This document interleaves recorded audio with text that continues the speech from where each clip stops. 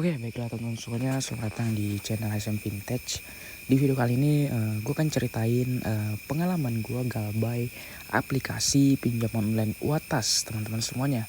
Nah, jadi di sini gue akan ceritain semua apa dampaknya kepada saya dan apakah sampai sekarang saya masih dikejar dan apakah saya didatangi DC karena saya menggalbay aplikasi Uatas ini itu hampir sekitar 224 hari dan 262 hari, teman-teman semuanya. Ini sudah hampir 7 bulanan teman-teman semuanya ya. Dan di sini gue akan ceritakan secara lengkap teman-teman semuanya ya. Namun sebelum itu di sini gue mohon dukungan dari teman-teman semuanya untuk subscribe channel SM Vintage ini untuk mendapatkan informasi seputar keuangan, pinjaman online dan juga investasi teman-teman semuanya. Nah, oke. Jadi sebelumnya di sini kita bisa lihat ya, untuk aplikasi Uatas ini sebelumnya saya sering pinjam di sini ya, sudah total 5 kali saya mengajukan pinjaman di aplikasi Uatas ini, dan terakhir kali saya pinjam langsung saya galbay. Nah, seperti itu ya. Nah, kemudian di sini buat yang bertanya ya, untuk aplikasi Uatas ini apakah aman digalbay dan berapa lama sih teror dari DC-nya atau penagihannya? Nah, jadi di sini kan Uatas itu memiliki 3 kali cicilan ya dalam 90 hari. Nah, untuk pembayaran pertamanya itu saya bayar teman-teman semuanya, atau pokok pinjaman pertamanya itu saya bayar. Nah, jadi saya pernah terlambat bayar di aplikasi Uatas ini, dan saya terlambat bayar itu di pokok pinjamannya atau pembayaran yang besar itu ya, karena aplikasi Uatas ini sistem cicilannya berat di pembayaran awal ya, dan pembayaran awalnya itu saya terlambat bayar. Itu mereka sangat gila untuk melakukan teror ya teman-teman semuanya selama 2 hari, dan mereka langsung keluar menghubungi kontak darurat teman-teman semuanya ya, seperti itu. Nah, namun setelah saya lunasi langsung hilang ya, seperti itu teman-teman semuanya. Nah, kemudian di sini saya galbay yang pinjaman kedua dan tiganya ya. Di atas dan di bawah ini itu adalah bukan pinjaman pokok. Pinjaman pokoknya sudah saya lunasi, dan ini yang saya galbay adalah cicilan 2 dan 3-nya teman-teman semuanya ya. Dan ternyata saya hanya dicat hanya 1 hari teman-teman semuanya ya. Saya hanya diteror 1 hari dan ditagih 1 hari saja. Setelah itu aplikasi ini sudah tidak melakukan teror teman-teman semuanya ya, seperti itu.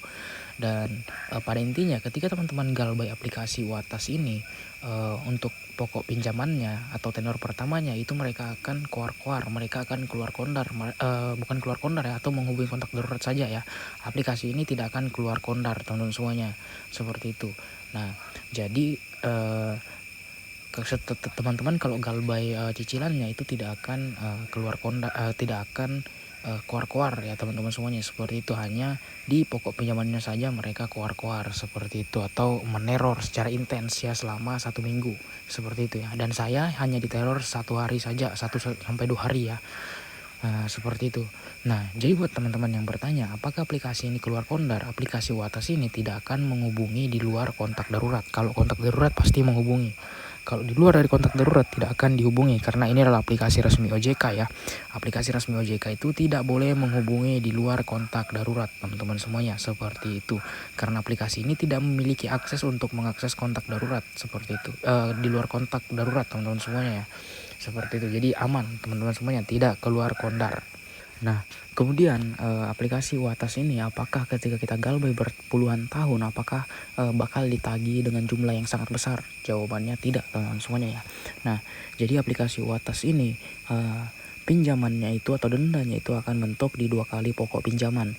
Contoh, teman-teman galbay di 1 juta, mau berapa lama pun teman-teman galbay, mau 10 tahun, 20 tahun, itu akan mentok di 2 juta rupiah ya. Mengapa demikian? Karena itu adalah aturan dari Otoritas Jasa Keuangan, tidak boleh memberikan denda keterlambatan lebih dari 2 kali pokok pinjaman. Jika mereka melakukan hal tersebut, teman-teman bisa melaporkannya kepada OJK, seperti itu. Nah, kemudian teman-teman yang bertanya apakah aplikasi Uatas ini memiliki DC lapangan. Nah, jadi untuk aplikasi Uatas ini sampai sekarang saya tidak pernah ditagih ke rumah, bahkan dikirimin surat penagihan itu tidak pernah. Nah, namun teman-teman yang berada di Jabodetabek mungkin teman-teman harus berhati-hati, apalagi galbay dalam jumlah yang besar. Dan saya pastikan yang berada di luar Jabodetabek itu harusnya aman-aman saja ya. Mungkin nanti setelah teman-teman memiliki uang baru teman-teman bisa lunasinya teman-teman semuanya, seperti itu. Dan teman-teman harus berhati-hati aja ya. Seperti itu. Yang bertanya juga apakah aplikasi Uatas ini melakukan sebar data? Jawabannya tidak sama sekali. Aplikasi Uatas ini tidak akan sebar data walaupun kalaupun ada itu hanya sekedar ancaman. Namun ancaman untuk melakukan sebar data itu tidak diperbolehkan oleh OJK ya. Teman-teman bisa laporkannya saja walaupun tidak sampai sebar data atau hanya diteror sebar data ya. Teman-teman bisa lapor. Dan saya sendiri mengalami tidak pernah disebar data pribadi teman-teman semuanya seperti itu. Nah, kemudian dampak nyata yang saya rasakan ketika menggalbay aplikasi Uatas ini adalah saya tidak bisa mengajukan pinjaman di aplikasi lain atau kesulitan ya. Ada yang tidak dan ada yang masih bisa. Yang tidak itu seperti EasyCash, ada Kami, ada Pundi, Kredit Pintar itu di blacklist ya karena aplikasi Uatas ini ternyata menggunakan BI checking teman-teman semuanya. Jadi memang kita akan sulit mengajukan pinjaman di aplikasi lain ketika kita galbay di aplikasi Uatas ini teman-teman semuanya seperti itu. Nah, jadi saya rasa untuk video kali ini sudah cukup sampai di sini ya. Semoga informasi yang saya sampaikan ini bermanfaat. Sekian dan terima kasih.